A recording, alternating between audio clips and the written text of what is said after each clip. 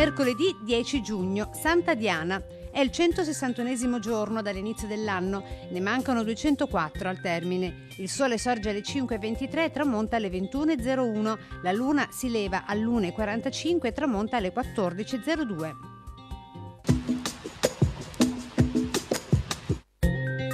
Si incominciano a demolire alcune case all'inizio delle mercerie in piazza San Marco. Al loro posto verranno gettate le fondamenta della torre di un orologio che dicono sarà una cosa unica al mondo.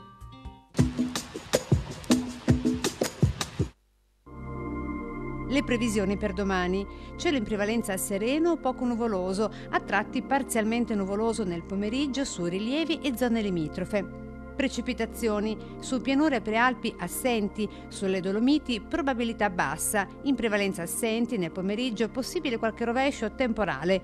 Temperature generalmente in lieve aumento, in pianura senza variazione di rilievo di notte.